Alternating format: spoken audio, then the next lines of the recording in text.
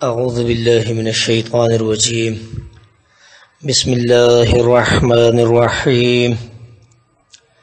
صلاۃ التسبیح سے متعلق روایات۔ صلاۃ التسبیح سے متعلق جتنی بھی روایات ہیں ان میں سے کوئی ایک سند بھی ضعف سے خالی نہیں۔ اس صلاۃ سے متعلق سب سے مضبوط سمجھی جانے والی سند ابن عباس رضی اللہ تعالی عنہما کی ہے، جس کو ابو داؤد نے نقل کیا ہے، جس کے متعلق ابو داؤد کہتے ہیں کہ صلاۃ التسبیح سے متعلق یہ سب سے صحیح روایت ہے، اور فرماتے ہیں اصح حدیث فی صلاۃ التسبیح۔ ابن عباس رضی اللہ عنہما سے جو روایت منسوب ہے، آئیے ذرا اس کا جائزہ لیتے ہیں، سند مع متن اس کو ملاحظہ کیجئے۔ اس کا پہلا طرق فرمایا حدثنا عبد الرحمن ابن بشر ابن الحکم النسابوری حدثنا موسیٰ بن عبد العزیز حدثنا الحکم بن ابان عن اکرمہ عن ابن عباس رضی اللہ عنہما ان رسول اللہ صلی اللہ علیہ وسلم قال لعباس بن عبد المطلب، فرمایا کہ یہ کہ رسول اللہ صلی اللہ علیہ وسلم نے ابن عباس بن عبد المطلب سے کہا، یا عباس ہو، اے عباس، یا عمہ ہو، اے چچا جان، الا اوتوئی کا، کیا میں آپ کو عطا نہ کروں، الا امنحک، کیا میں آپ کو نفع نہ پہنچاؤں، الا احبک، کیا میں آپ کو پسند نہ کروں، الا افعل بک 10 خصال، کہ میں آپ کو 10 باتیں بتاتا ہوں، 10 چیزیں بتاتا ہوں، اذا انت فعلت ذلك غفر اللہ لک ذنبک، اگر آپ اس کے اوپر عمل کریں گے، جب آپ اس کے اوپر عمل کریں گے تو اللہ رب العزت آپ کے گناہ معاف کر دے گا۔ کون سے گناہ؟ اولہ و آخرہ، پہلے گناہ اور آخری گناہ، قدیمہ و حدیثہ، پرانے اور نئے، خطواہ و عمدہ، جان بوجھ کر دانستہ یا غیر دانستہ کیے گئے گناہ، صغیرہ و کبیرہ، چھوٹے گناہ اور بڑے گناہ، سرہ و اعلانیہ، چھپے کیے گئے گناہ اور واضح اعلانیہ کیے گئے گناہ، 10 خصال، یہ 10 باتیں ہیں۔ فرمایا کہ ان تصلی 4 رکعت، کہ جب آپ 4 رکعت صلاۃ ادا کریں، تقرأ فی کل رکعت فاتحۃ الکتاب وسورہ، تو آپ اس کے اندر فاتحۃ الکتاب یعنی سورۃ الفاتحہ پڑھیں اور اس کے بعد کوئی سورت ملائیں۔ فَإِذَا قَرَأْتَ مِنَ الْقِرَاءَةِ فِي أَوَّلِ رَكَعَةٍ، جب آپ اس کو پڑھ کر فارغ ہو جائیں تو وَأَنْتَ قَائِمًا، اور آپ کھڑے ہی کھڑے، قُلْتَ، پھر کہیے سبحان اللہ والحمد للہ ولا الہ واللہ اکبر، یہ 4 کلمات آپ کہیں 15 مرہ، 15 مرتبہ، ثم ترکعوا، پھر رکوع کیجئے، فتقولها وانت راکع 10، تو آپ رکوع کے اندر بھی حالت رکوع میں 10 مرتبہ یہی کلمات پڑھیے، ثم ترفع رأسک من الرکوع، اور جب آپ رکوع سے سر اٹھائیں تو پھر 10 مرتبہ یہی کلمات پڑھیے، فتقولها 10، پھر آپ 10 مرتبہ یہی کلمات پڑھیے، ثم تہوی ساجدہ فتقولها وانت ساجد 10، اور جب آپ سجدہ کریں تو بحالت سجدہ 10 مرتبہ یہی کلمات پڑھیں، ثم ترفع رأسک من السجود فتقولها 10، اور جب سجدے سے آپ سر اٹھائیں درمیان میں تو پھر آپ جو ہے یہی کلمات 10 مرتبہ پڑھیں، پھر ثم تسجد فتقولها 10، ثم ترفع رأسك فتقولها 10، پھر آپ سجدے میں جائیں تو بالت سجدہ 10 مرتبہ پڑھیں، اور جب سجدے سے سر اٹھائیں پھر 10 مرتبہ پڑھیں۔ فذلك 75، تو یہ 75 مرتبہ ایک رکعت میں آپ پڑھ چکے۔ فی کل رکعت تفعل ذلك فی 4 رکعات، تو فرمایا کہ جب یہ آپ ہر رکعت میں اس طرح پڑھیں گے جیسے پہلی رکعت میں پڑھا، تو یہ صلاۃ جو ہے صلاۃ التسبیح 4 رکعت، فرمایا ان استطعت ان تصلیها فی کل یوم مرہ، کہ اگر آپ طاقت رکھتے ہیں تو ہر دن میں اس کو 1 مرتبہ پڑھ لیا کریں۔ فَإِن لَمْ تَفْعَلْ فَفِي كُلِّ جُمْعَةٍ مرہ،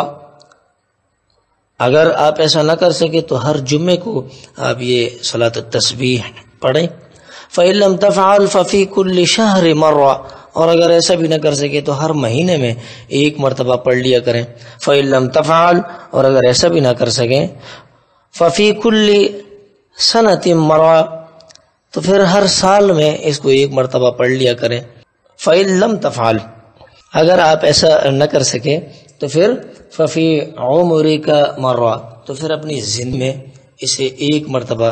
آپ پڑھ لیں۔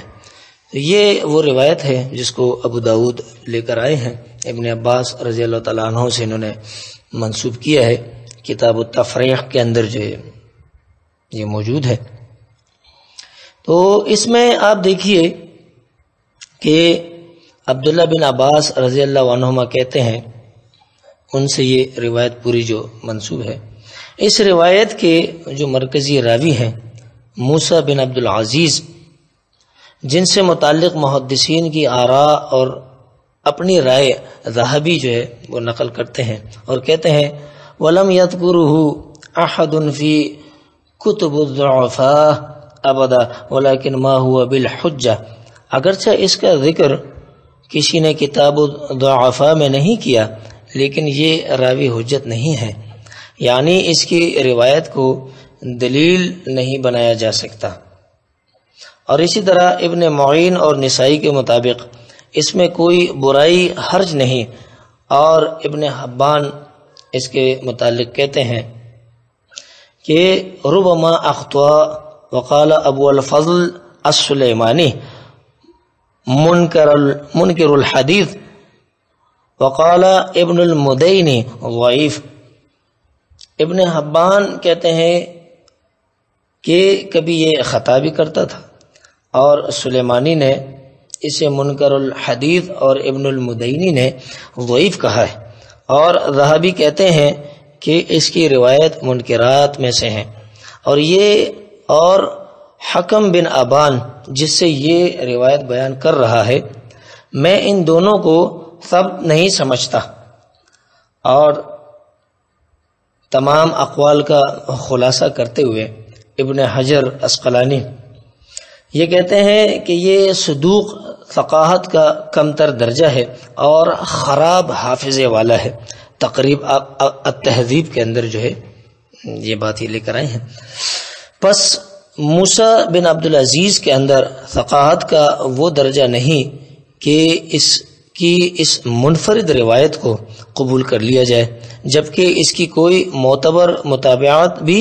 نہیں ہے۔ اور ابن خزیمہ اس مضبوط کہے جانے والی سند سے متعلق لکھتے ہیں کہ اگر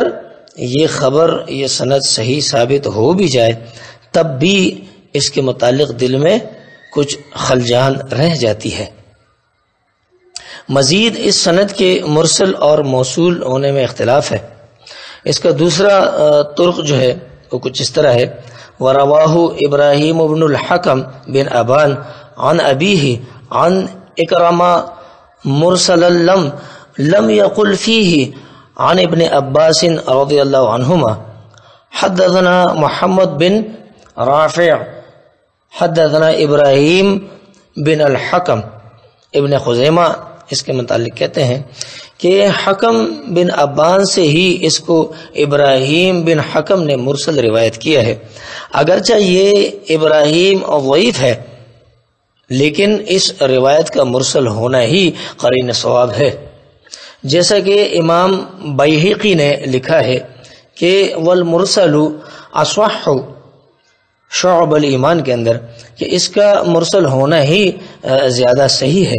اسی لیے امام اسحاق بن راہو یہ اس سند سے توقف کر کے اس کو ابراہیم بن الحکم کے طریق سے موصولاً بیان کرتے ہیں، المستدرک کے اندر یہ موجود ہے۔ یا پھر اس اختلاف کی بنا پر یہ سند جو ہے وہ مضطرب ہے۔ اس کی اور بھی طرق جو ہے وہ بیان کی جا سکتی ہیں، جیسا کہ اس کا تیسرا طرق جو ہے وہ کچھ اس طرح ہے۔ فرمایا حدثنا ابراہیم ابن نائلہ حدثنا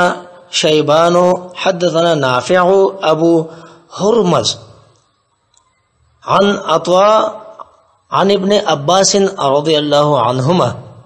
قال جاء العباس الى نبی صلی اللہ علیہ وسلم المعجم الکبیر للطبرانی۔ اس کا راوی نافع ابو ہرمز جو ہے یہ شدید مجروح ہے، اس پر کذاب اور متروک ذاہب الحدیث جیسی جروح ہے۔ اور اس کا چوتھا طریق جس پر فرمایا حدثنا ابراہیم قال حدثنا محرز بن عون قال حدثنا یحییٰ بن عقبہ، اور اسی طرح آگے چل کر یہ سند وہاں مل جاتی ہے جس میں فرمایا عقبہ بن ابی العیزار عن محمد بن جدادہ عن ابی الجوزہ قال قال لابن عباس رضی اللہ عنہما المعجم الاوسط للطبرانی کے اندر اس کی یہ ایک سند موجود ہے۔ اور اس کا راوی یحییٰ بن عقبہ جو ہے عقبہ بن ابی العیزار منکر الحدیث ہے، میزان الاعتدال کے اندر صفحہ نمبر 397 کے اوپر یہ معاملہ موجود ہے ان کا کہ ان کی روایت کی جو ہے وہ کیا حیثیت ہے۔ تو یہ اس حدیث کے 4 طرق تھے، اور مزید اس کے طرق بیان کیے جائیں گے انشاءاللہ اگلی پوسٹ کے اندر۔ تو مالک کائنات سے دعا ہے کہ مالک کائنات ہمیں حق پڑھنے، سننے، سمجھنے اور اس کے اوپر عمل پیرا ہونے کی توفیق عطا فرمائے۔